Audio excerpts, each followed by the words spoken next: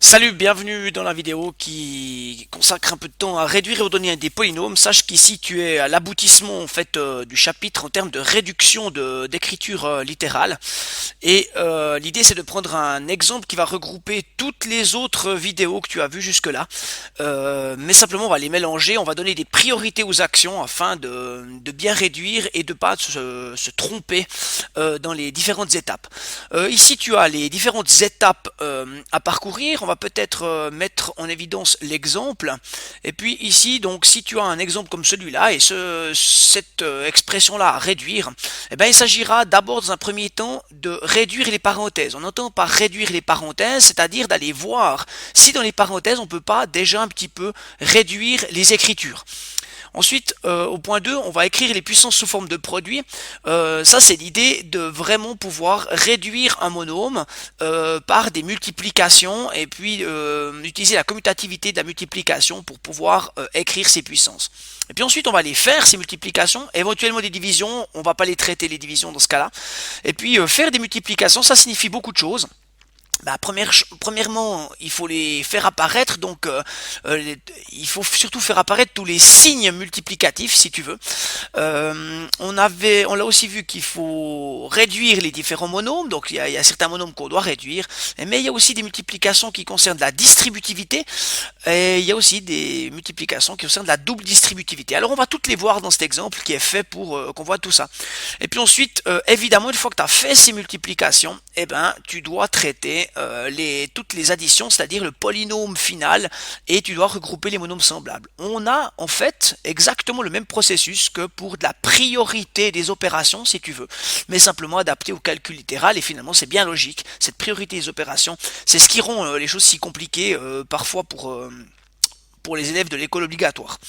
Voilà l'exemple, et puis je te propose de prendre toutes les étapes les unes après les autres. Alors à la première étape, il s'agit de réduire les parenthèses. On va peut-être les mettre en évidence, ces parenthèses, on les voit très bien, hein. Donc ici j'ai copié simplement là, tu peux me faire confiance, et puis j'ai mis en évidence les différentes parenthèses, la première ici, la deuxième, etc.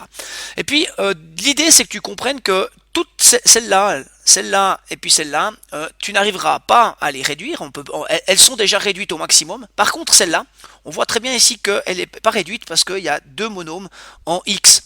Ce qui veut dire qu'on peut la réduire. Alors 8x moins 3x, ça fait 5x, et on a donc 5x plus 5. Alors ça c'est la première étape, c'est si tu peux éliminer des choses dans les parenthèses et réduire un petit peu l'écriture, c'est la première chose qu'il y a à faire. Là on a terminé cette étape 1 de réduire les parenthèses. Ensuite, on va écrire les puissances sous forme de produits. Donc, pardon, tu m'excuses. Je vais revenir là. Voilà, on est ici. Et puis, cette écriture, je l'ai simplement réécrite là. Et j'ai mis en évidence les différentes puissances. Alors, on a une puissance sur ici le x carré, on a une puissance sur le x cube, et puis on a une puissance sur le x cube ici, qui est la même que celle-là. Mais attention, il y a une parenthèse ici à la puissance. Alors, évidemment qu'on va traiter ces puissances. X carré, ben on va le réécrire comme x fois x.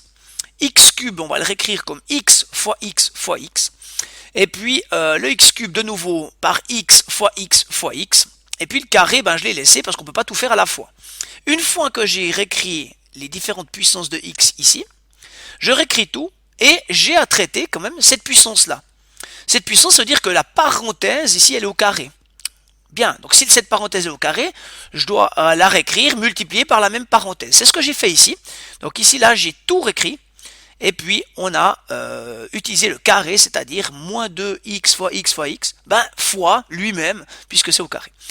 La deuxième étape ici est terminée. À noter que tu dois toujours tout réécrire. Évidemment, si tu mets des égalités ici, évidemment, tout le reste, même si tu ne le traites pas, tu dois le réécrire afin de ne rien oublier, de pouvoir toujours avoir une vision globale de tout ce que tu as à faire.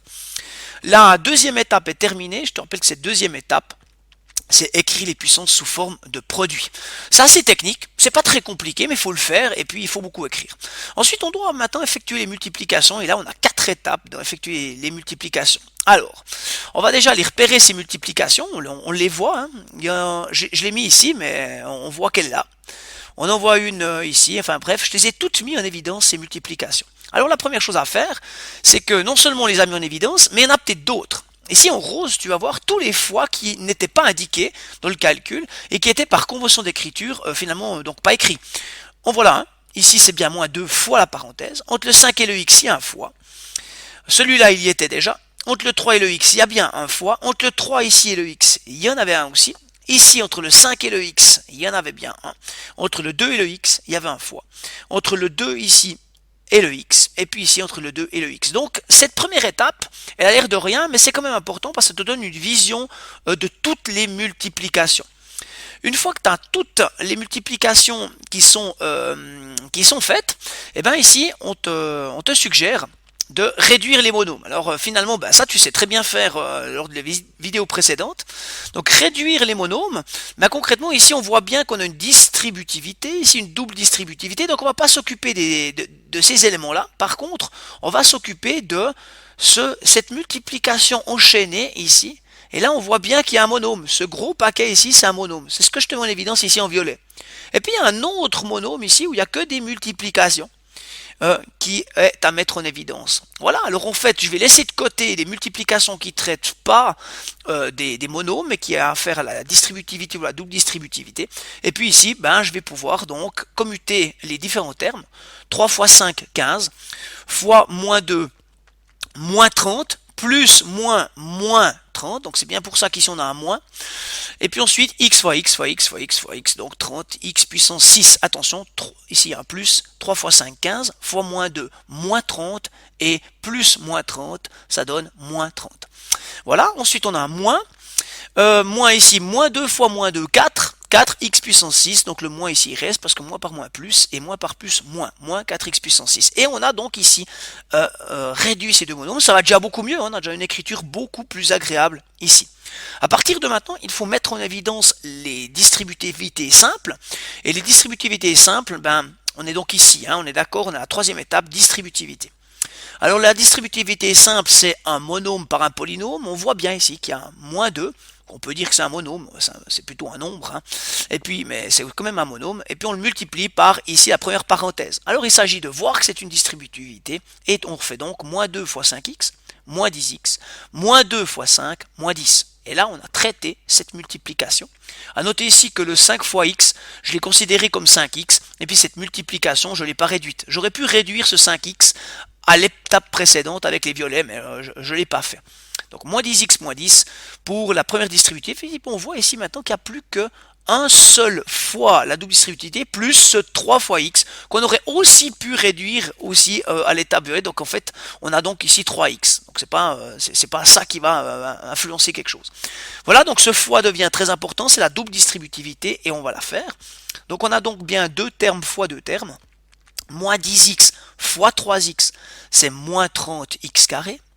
Moins 10x fois plus 18, c'est moins 180x. Moins 10 fois 3x, moins 30x. Moins 10 fois 18, fois plus 18, pardon, moins 180. Et je réécris le calcul. Et je me retrouve à ce stade ici avec la disparition de toutes les multiplications. Ça c'est quand même bien agréable parce qu'à partir de maintenant, j'ai plus qu'à regrouper les monômes semblables, c'est-à-dire de voir quels sont les monômes de même degré. On voit ici les x carré, x puissance 6, x puissance 6, puis évidemment les 180, j'ai rien souligné, parce qu'il n'y a pas de partie littérale, mais ici on a bien un monôme de degré 0 qui est un peu différent. Je vais les mettre dans l'ordre, donc je prends d'abord les x puissance 6, j'en ai, attention, on prend bien le signe avec, moins 30 et moins 4, donc moins 30, moins 4, j'ai bien moins 34 x puissance 6. Ensuite je prends les moins 30 x carré, ben, il n'y a plus que ça, il n'y a que ça, moins 30x carré. Je prends le moins 180x et le moins 30x, moins 210x et moins 180. Et ça, c'est la réduction finale, je ne peux pas aller plus loin. Et j'ai donc réduit mon expression unitaire, réduit mes polynômes et mes monômes. Voilà.